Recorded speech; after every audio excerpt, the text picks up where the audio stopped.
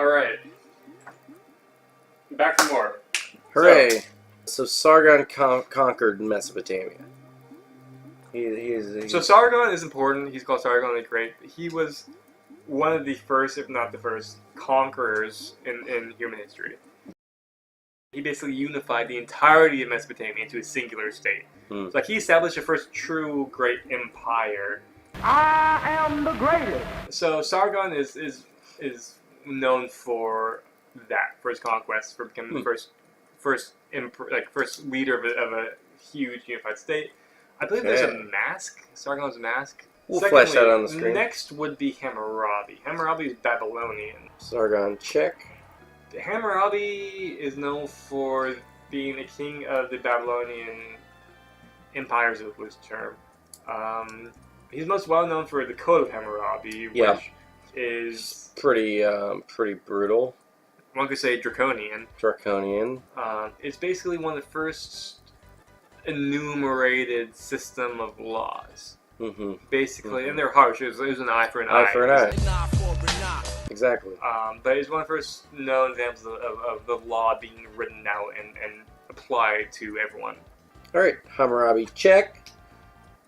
What do you got about Ashurbanipal? He's the one I know least about, except his name is the funnest to say. Ashurbanipal is probably the least well known of these four.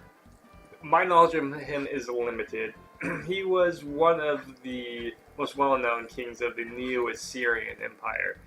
And the Kings have won 3 in a row. They're known for their libraries. The library of Assur is particularly well known. Of course, all this comes to an end with Cyrus the Great, the Persian, the Achaemenid king who conquered literally everything. So I know there are a string of conquerors, basically smacking down everybody as they come to power. That's the best way to show historical change. The Neo-Assyrians lasted for 400 years, and a lot of interesting history happened in that time period. But you can't point at a map and say, and then they're in the Neo-Assyrians, and then they were still there, and then they were still there, and then they were still there. Right. Well, that's a great segue to historical figure number 2. Of 5? Of 5. What do we got? Alex. Alexander the Great? We're not going to be able to finish all 5. So alright, tell me about Alex the Great. And why was he so effing great? It all starts in the 500s BC. Okay, so these Greek city-states on the west coast of Turkey are now under the rule of the Persians, right? This is a singular Persian state that stretches from the Aegean to India, right? At the point, I believe 25 to 40% of every person in the world lived in Persia. The Ionians revolt against Persia. They burned Sardis, which was the Persian capital. Okay, so they're revolting. They're revolting against Persia. The people are revolting. You said it. They stink on ice. They burn, and they're forming a rebellion.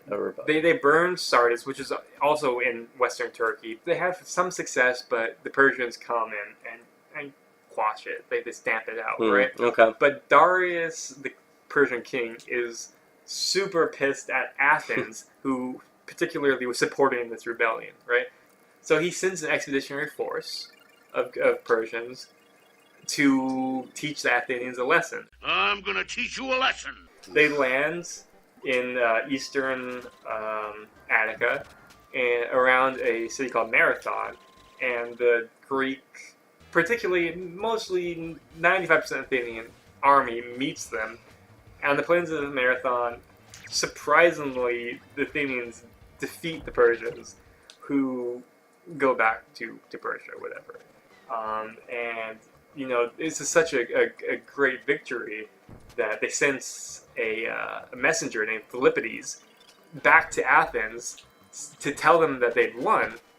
So he runs 26 miles back to Athens and announces to the people of Athens, "We have victory, we have victories." And then he dies. And in memory of this run, that's where the Marathon comes from. He fought a battle. He fought in a battle and then ran a marathon. God, that's insane. And like, just Probably with not very good footwear either. he's probably wearing like sandals and Yeah. like it's probably like summer in Greece. So like, Ugh. anyway, he died. He straight Yeah, up dead. I could see that. That's his reward. Xerxes remembers the humiliation Ooh, his Xerxes. father faced at Marathon. He says, "This is an expeditionary force we sent against the Greeks. We're gonna send a real Persian army to show them what's up." Egypt rebels. He quashes the Egypt rebellion. He's like, "I'm ready." My body is ready.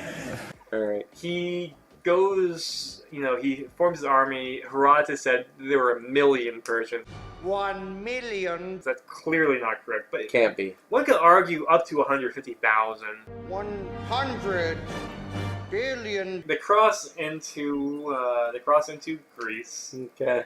and the Greeks form a league of extraordinary gentlemen. They're like, screw that, man. These guys are gonna fuck us up. Yeah. They come together. They agree know upon this story. a thin pass between a mountain and the ocean. Mm-hmm. The Greeks call it the Hot Gates, which is Thermopylae. Yeah, Thermopylae. But what was left was probably about 10,000, maybe a couple thousand Spartans, a couple thousand Thespians. As a delaying actions, they famously fought and died in the Battle of Thermopylae. I thought it was 300 Spartans. Well, okay. Are those numbers under-exaggerated? No, you're right. And the majority of the Spartan army didn't go because there was a religious event happening.